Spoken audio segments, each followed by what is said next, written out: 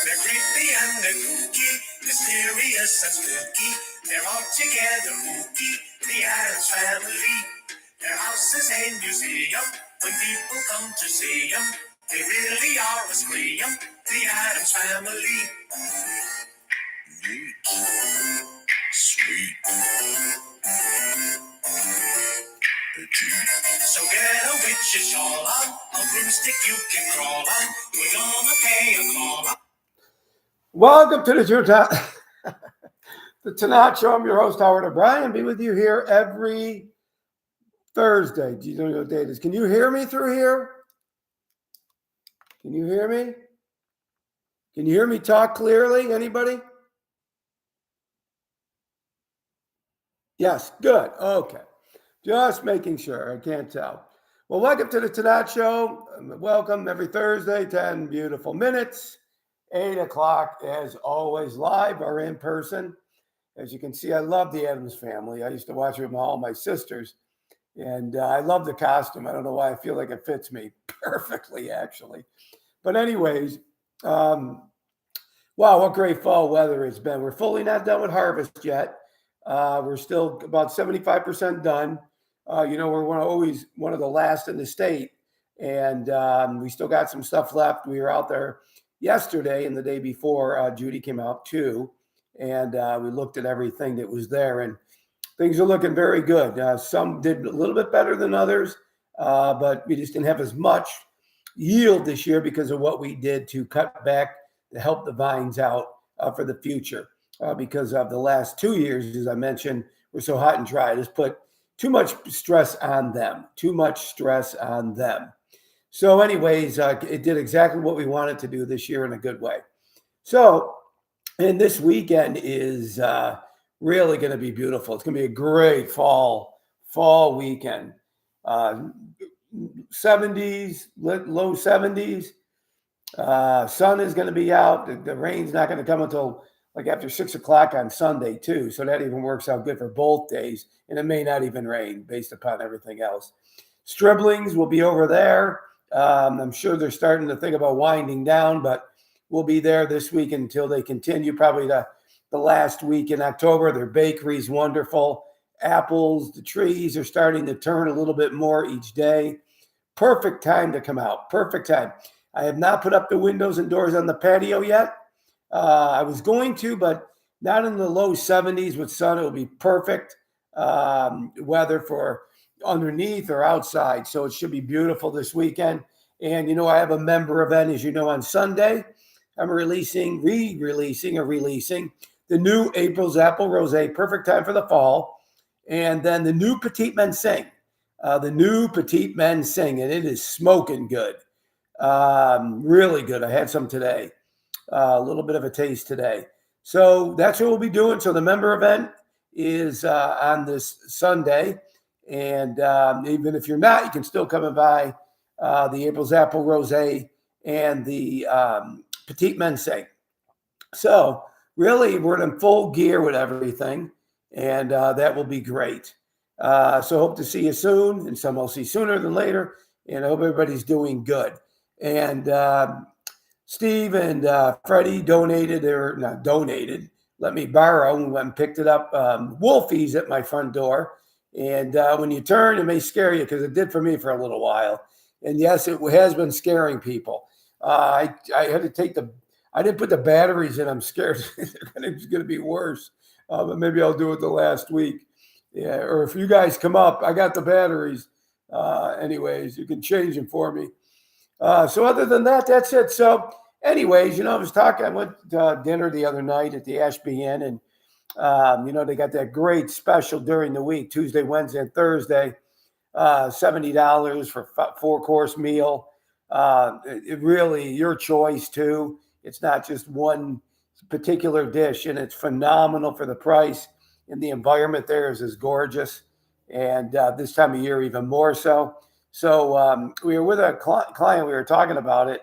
It came up with another client that was from out of town, Florida, that came up this weekend to the winery and so forth. And they're members, but they moved away, so they can't, come to all the events and stuff like that. So they try to come up once a year at least, for at least for the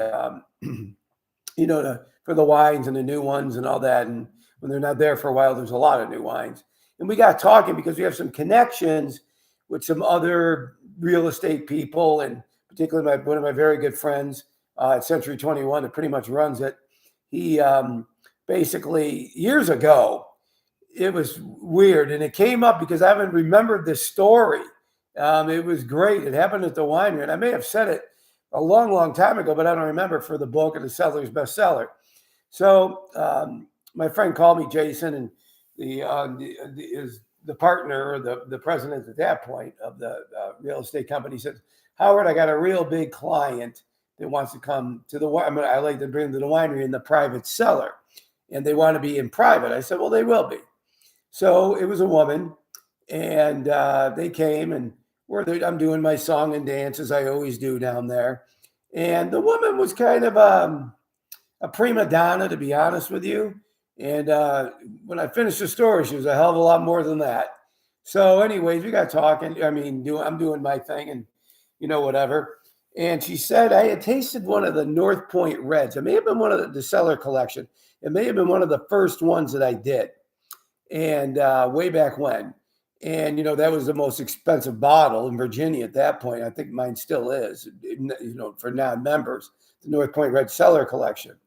And she goes, well, how many cases do you make? And I go, well, I only make about 75 to 80. And I said, but I don't have that left because I've released it to my members and all that stuff. She goes, well, I'll buy all the rest. Now, there was about 45 cases because I don't taste it generally up on the thing. So put the numbers together, 45 cases. And I go, well, that's fine, but you're going to have to give me your credit card so I can hold them. And she goes, oh, I forgot my credit card. I go, wonderful, but I'll have my team come tomorrow or the next day in a truck to come pick it up. So, well, that of course did not happen. And I didn't expect it to happen. But this woman had something very strange about her. Very, very, very strange. And so anyways, I was at a party at my friend Jason's house with the other president of the real estate group. And I didn't know this was going to happen, but they told me that something very fishy is going on with this woman. Well, when I was there, and when I was talking to my friend that has a relationship with Jason and Todd, that were the presidents, and because he's a financial guy from Florida that came up, he brought it up. We were talking about it, laughing because I forgot about it. But anyways, I was over at his house. He was doing a little party. She was there because she was in town claiming she's going to buy all these multi-million-dollar mansions. So they were taking her all over the place of the metropolitan DC area and all those things, and claiming it out. And she checked out financially, apparently, to what level, but you can pretty much hide anything today if you really wanted to. So when I was at the house, FBI agents came in and arrested her.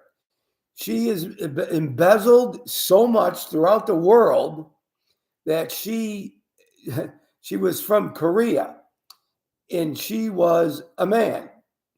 And she did a full change. I'm talking a full change. Full change. And I didn't really know that part of it. But anyways, the FBI agents arrested her, and they didn't even tell Jason and Todd they were coming, but they've been following her and studying what she's been doing and all that stuff. And they actually asked me questions because they knew she came to the winery and stuff, and she didn't purchase anything. So I had no documentation of any kind for her. But she was arrested, and she was around it from around the world. So when somebody does something like that, you've done some really bad stuff of embezzlement. And so I don't know where she is now, but that was a while ago. But I forgot about that crazy story. I mean, they took her out in handcuffs. There's certainly the Fairfax County Police came with them, and then the FBI came, and they're the ones that actually took her. So, or him, I guess. So the crazy stuff that happens at Chateau O'Brien, but I forgot about that one. And I don't believe I remember told this story. So anyways, so for tonight, I'm going to taste the Luigi's because it's perfect for this kind of weather.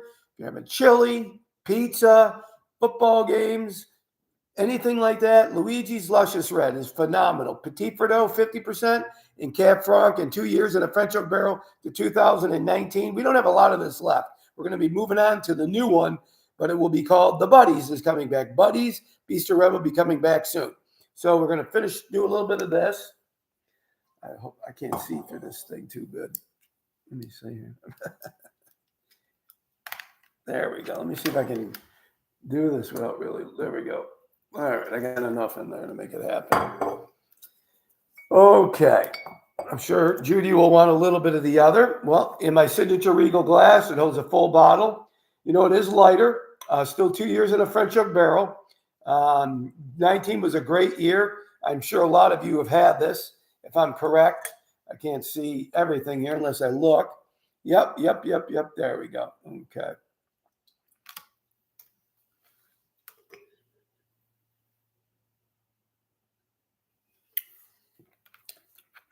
Scotch and salmon structure for, we made it to be lighter so it's easy to drink.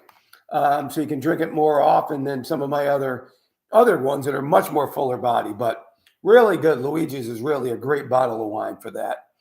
So for the competition tonight, and this is because I learned this in my studies and other things, along the way, but this is a good trivia question. So whoever comes to the closest, you only get one guess. One guess. So if you come in with 2 guesses, I'm going to take the first. So only one guess. And it's what I see on my screen here because there's a delay, apparently. How many commercially bonded wineries are there in the United States? How many commercially bonded wineries in United States? And that's how you get classified if you're a bonded winery through the federal government and their local ABC bureau. But you have to be bonded commercially to be considered a commercial winery. So whoever gets it first or the closest will get a bottle of Luigi's again. You get one guess.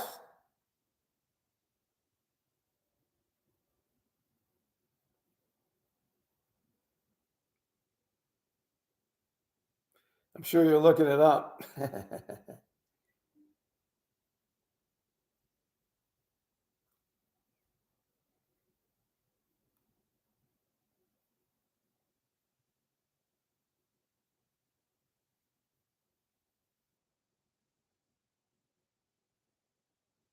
Any other guesses? We don't have tons of people on tonight. Anybody else get a guess? I'm going to count to 5. So, and after that, I'm going to award the winner. 1, 2, 3, 4, 5. Okay. So there is over 11.